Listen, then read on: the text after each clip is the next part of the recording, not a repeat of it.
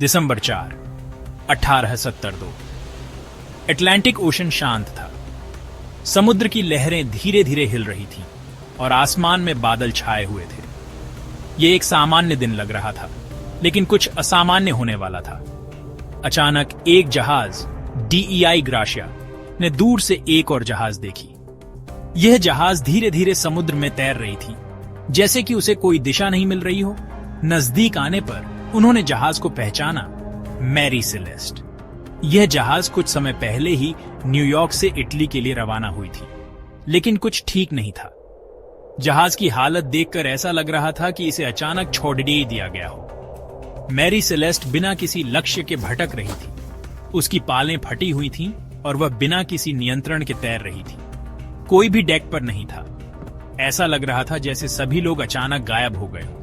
DEI gratia के captain ने अपने एक आदमी को मैरी सेलेस्ट पर भेजा। वह आदमी धीरे धीरे जहाज पर चढ़ा और चारों ओर देखने लगा। जहाज बिल्कुल खाली थी, कोई नहीं था। हर जगह सन्नाटा पसरा हुआ था। ऐसा लग रहा था जैसे जहाज को अचानक छोड़ दिया गया हो। जहाज की लास्ट एंट्री 10 दिन पहले की थी। लॉगबुक में लिखा था कि सब कुछ सामान्य था। तो फिर ऐसा क्या हुआ कि पूरा क्रू गायब हो गया?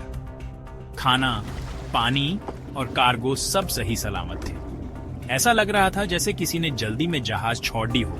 लेकिन क्यों? तो फिर क्रू कहां गए? ये सवाल सबके मन में था। क्या यह कोई दुर्घटना थी या फिर कुछ और? इस रहस्य ने सभी को हैरान कर दिया था। कुछ लोगों का मानना था कि जहाज किसी तूफान में फंस गई होगी, लेकिन जहाज की हालत देखकर ऐसा नहीं लग रहा था। जहाज पर कोई नुकसान नहीं था। कुछ और लोगों का मानना था कि जहाज पर कोई बीमारी फैल गई होगी, लेकिन जहाज पर कोई संकेत नहीं थे जो इस बात की पुष्टि कर सकें। कुछ लोगों ने यह भी सोचा कि शायद जहाज किसी रहस्यमयी शक्ति के प्रभाव में आ गई हो। समुद्र में कई कहानियां हैं जो ऐसी घटनाओं का वर्णन करती हैं। DEI ग्रेशिया के क्रू ने हर संभव कोशिश की यह जानने की कि मैरी सेलेस्ट के क्रू के साथ क्या हुआ, लेकिन उन्हें कोई सुराग नहीं मिला। मैरी सेलेस्ट का रहस्य आज भी अनसुलझा है। ये एक ऐसी कहानी है जो समुद्र के रहस्यों को और गहरा बनाती है। समुद्र की गहराइयों में छिपे रहस्य हमें हमेशा आकर्षित करते हैं। मैरी सेलेस्ट की कहानी हमें ये याद दिलाती है कि समुद्र कितना रहस्यमयी और अनजान हो सकता है। और इसी तरह मैरी सेलेस्ट का रहस्य आज भी जीवित है। हमें सोचने पर मजबूर करता है कि उस दिन वास्तव में क्या हुआ होगा। मैरी सेलेस्ट के अंदर एक अजीब शांति थी। यह शांति, जो किसी तूफान से पहले की शांति जैसी थी, हर कोने में महसूस की जा सकती थी। टेबल पर आधे खाने की प्लेट्स रखी हुई थीं। ऐसा लग रहा था जैसे किसी ने अचानक से खाना छोड़ दिया हो और भाग गया हो। कपड़े सूखने के लिए तन्ने हुए थे। ये कपड़े इस बात का संकेत थे कि यहाँ लोग थे जो अपने दैनिक कार्यों में व्यस्त थे। बच्चों के खिलौने बिखरे पड़े थे। ये खिलौने इस बात का प्रमाण थे कि यहाँ बच्चे भी थे जो खेल रहे थे और अचानक से गायब हो गए।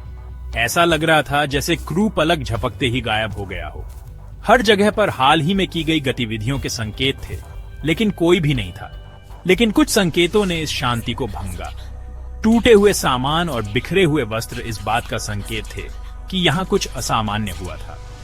कैप्टन के कैबिन में सामान बिखरा पड़ा था, जैसे जल्दी में खोजा गया हो।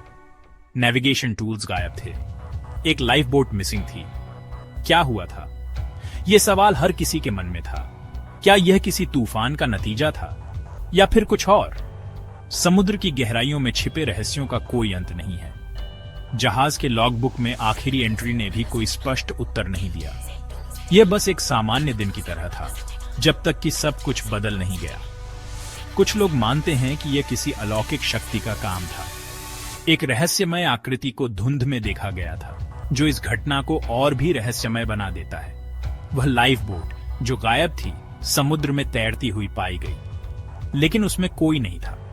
मैरी सेलेस्ट की कहानी ने कई वर्षों तक लोगों को हैरान और परेशान किया। अखबारों में इस घटना की खबरें छपीं और यह एक रहस्य बन गया। आज भी शोधकर्ता और इतिहासकार इस घटना के पीछे के सच को जानने की कोशिश कर रहे हैं, लेकिन मैरी सेलेस्ट का रहस्य अभी भी अनसुलझा है। शांति से पहले का यह तूफान मैरी सेलेस्ट की कहानी को और भी रोमांचक और रहस्यमय बना देता है। मैरी सेलेस्ट एक भूत जहाज बन चुकी थी। यह जहाज 1872 में अटलांटिक महासागर में मिला था और तब से यह रहस्य का प्रतीक बन गया है। उसके लोग कहां गए, इसका कोई जवाब नहीं था। जहाज पर कोई भी नहीं था, न कप्तान, न क्रू और न ही कोई यात्री। जहाज की लॉग बुक में आखिरी एंट्री में लिखा था, शिप बिहेविंग स्ट्रेंजली। यह एंट्री 25 नवंबर 1872 की थी और इसके बाद से कोई और एंट्री नहीं मिली। क्या हुआ था जो इतना अजीब था? क्या कोई प्राकृतिक आपदा थी या फिर कुछ और? जहाज पर कोई संघर्ष के निशान नहीं थे। सब कुछ अपनी जगह पर था, जैसे कि किसी ने उसे छुआ भी ना हो। कार्गो को हाथ तक नहीं लगाया गया था। जहाज पर लदा सारा सामान सुरक्षित था और किसी भी प्रकार की चोरी या लूटपाट के संकेत नहीं थे। क्रू के पर्सनल बिलोंगिंग्स भी ठीक थे। उनके कपड़े, जूते और अन्य सामान वैसे ही थे जैसे उन्हें छोड़ा गया था। तो फिर वो क्यों गायब हो गए? क्या कोई आपातकालीन स्थिति थी जिसने उन्हें जहाज छोड़ने पर मजबूर कर दिया? क्या उन्होंने जहाज को अपनी मर्जी से छोड़ा था या फिर उन्हें किसी ने मजबूर किया? यह सवाल आज भी अनुत्तरित है। मैरी सेलेस्ट की कहानी ने कई सिद्धांतों को जन्म दिया है।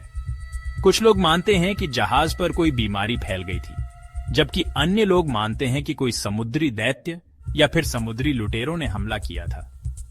वैज्ञानिक और इतिहासकार आज भी इस रहस्य को सुलझाने की कोशिश कर रहे हैं। उन्होंने कई बार जहाज के अवशेषों का अध्ययन किया है, लेकिन कोई ठोस सबूत नहीं मिला है। आज के आधुनिक जहाजों में ऐसी घटनाओं की संभावना बहुत कम है क्योंकि हमारे पास बेहतर तकनीक और सुरक्षा उपाय हैं। लेकिन मैरी सेलेस्ट की कहानी हमें यह याद दिलाती है कि समुद्र हमेशा रहस्यमय और अप्रत्याशित हो सकता है। मैरी सेलेस्ट का रहस्य आज भी जीवित है और यह हमें सोचने पर मजबूर करता है कि समुद्र के गहरे और अंधेरे में क्या क्या छुपा हो सकता है। शायद कभी हमें इस रहस्य का जवाब मिल जाए, लेकिन तब तक मैरी सेलेस्ट की कहानी हमें रोमांचित और हैरान करती रहेगी। मैरी सेलेस्ट का रहस्य दुनिया भर में फैल गया। लोग तरह तरह की अटकलें लगाने लगे। क्या ये समुद्री डाकुओं का काम था या फिर किसी विशाल समुद्री जीव ने हमला किया था? हर थ्योरी में फ्लॉज थे। कोई लूट नहीं हुई थी, जहाज को नुकसान नहीं पहुंचाया था। अगर किसी जीव ने हमला किया था तो उसके निशान कहां थे? मैरी सेलेस्ट चुपचाप अपने राज छुपाए हुए थी। कुछ लोगों ने अलौकिक ताकतों का जिक्र किया। क्या एलियंस ने क्रू का अपहरण कर लिया था? क्या मैरी सेलेस्ट बर्म्यूडा ट्रायंगल के रहस्य का शिकार हो गई थी?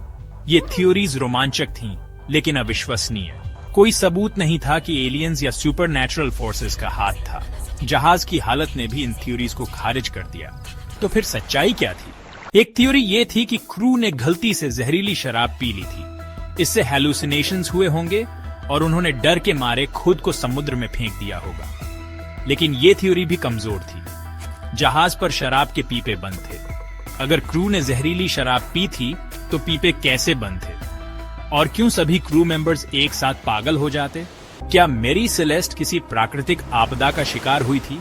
क्या अचानक आए तूफान ने क्रू को समुद्र में बहा दिया था? यह थ्योरी सबसे ज्यादा तार्किक लगती है। अटलांटिक ओशन खतरनाक हो सकता है।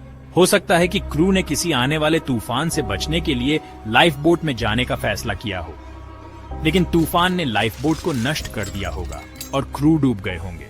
मैरी सेलेस्ट का रहस्य आज तक सुलझा नहीं है। नए सबूतों और तकनीकों के बावजूद हम सिर्फ अंदाजा ही लगा सकते हैं कि उस भयानक दिन क्या हुआ था। जहाज अपने साथ अपने रहस्य लेकर समुद्र की गहराइयों में समा गया। यह घटना हमें याद दिलाती है कि प्रकृति कितनी अप्रत्याशित और शक्तिशाली हो सकती है। यह हमें यह भी याद दिलाती है कि कुछ रहस्य हमेशा के लिए अनसुलझे रह सकते हैं। मैरी सेलेस्ट की कहानी एक चेतावनी है। यह हमें समुद्र के सामने अपनी सीमाओं को याद दिलाती है। यह हमें यह भी याद दिलाती है कि कुछ प्रश्न बिना उत्तर के ही रह जाते हैं। शायद हम कभी नहीं जान पाएंगे कि मैरी सेलेस्ट के साथ क्या हुआ था, लेकिन यह रहस्य हमें हमेशा ही सोचने पर मजबूर करेगा। यह एक ऐसी पहेली है जो शायद कभी हल न हो। मैरी सेलेस्ट की कहानी हमें यह भी सिखाती है कि समुद्र की गहराइयों में कितने रहस्य छिपे हो सकते हैं। दोस्तों, वीडियो देखने के लिए शुक्रिया। अगर आपको हमारे वीडियो अच्छे लग रहे हैं तो कृपया हमारे YouTube चैनल को सब्सक्राइब और वीडियो को लाइक करें। मैं मिलता हूं आपको अगले रोमांचक वीडियो में। तब तक के लिए बाय।